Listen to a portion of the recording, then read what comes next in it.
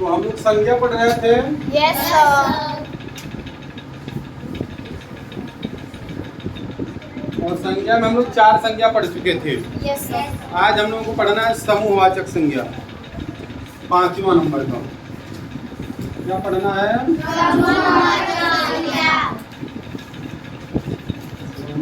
समूहवाचक संज्ञा।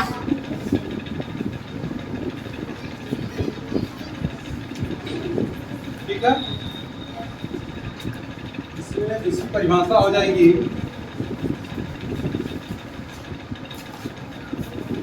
इस संज्ञा शब्द से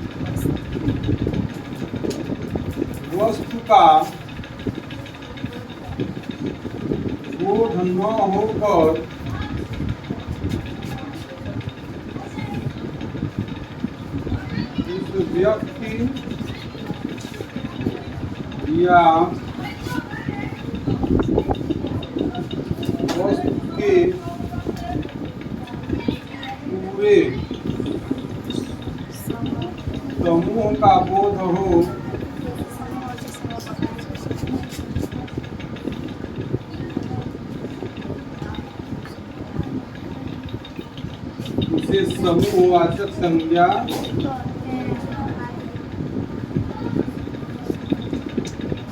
कहते हैं। ठीक ना? ध्यान से देखेंगे इधर सभी लोग। जिस संज्ञा शब्द से किसी एक व्यक्ति या वस्तु का बोध न होकर उस व्यक्ति या वस्तु के पूरे समूह का बोध हो उसे समूहवाचक संज्ञा कहते हैं। जैसे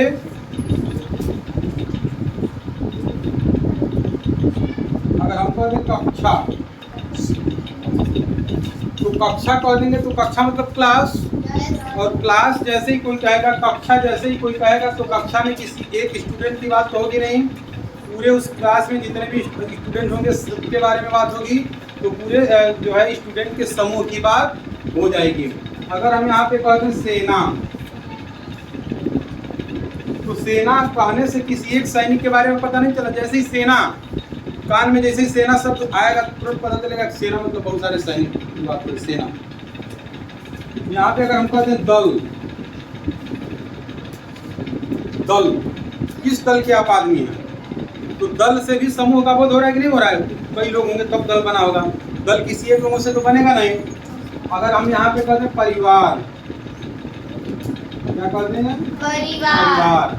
तो परिवार में भी जैसे ही परिवार शब्द नाम आ जाएगा, परिवार में भी किसी एक व्यक्ति की तो बात होगी नहीं, पूरे परिवार की बात होगी।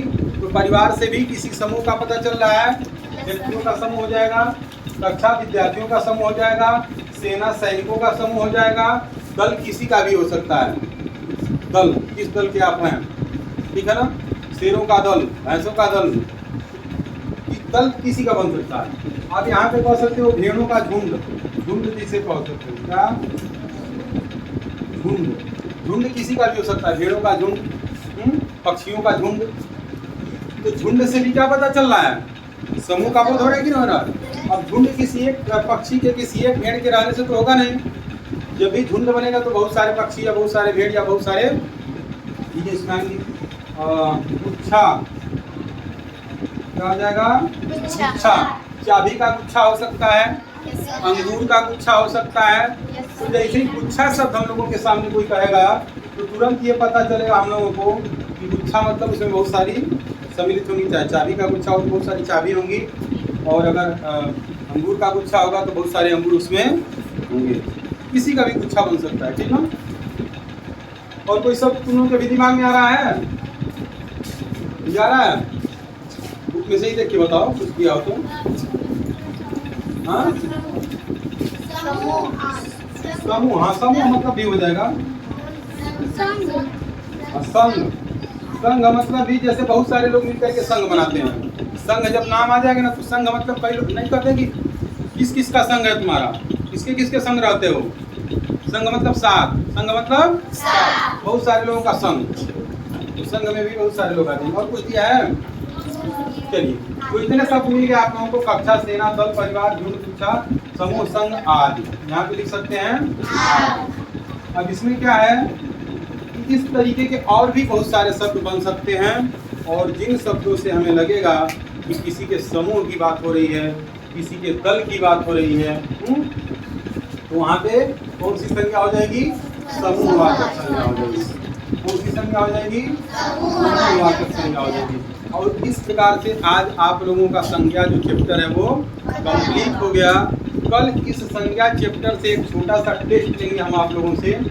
बहुत सारे शब्द लिखेंगे और यहाँ पे लिख देंगे व्यक्तिवाचक संज्ञा, जातिवाचक संज्ञा, फिर भाववाचक संज्ञा, पदार्थवाचक संज्ञा और समूहवाचक संज्ञा लाइन से लिख देंगे। और बहुत सारे यहाँ पे 10, 20, 25 शब्द लिख देंगे, और जिसको भी बुलाएंगे और कह देंगे कि इन शब्दों में से छांट करके जो है पदार्थवाचक संज्ञा कोई लिखिए, कोई समूहवाचक एक संज्ञा लिखिए, कोई व्यक्तिवाचक एक संज्ञा लिखिए। तो आप लोगों को उन शब्दों में से छांट करके और जो होगा, जैसे व्यक्तिवाचक होगा, जातिवाचक होगा, भाववाचक होगा, उसके नीचे लिखना होगा। तो आप लोग और अच्छे से घर से इसको आज पढ़ करके आएंगे और कल आप लोगों का टेस्ट होगा। ठीक है, ठीक है, चलिए आगे पढ़ते हैं।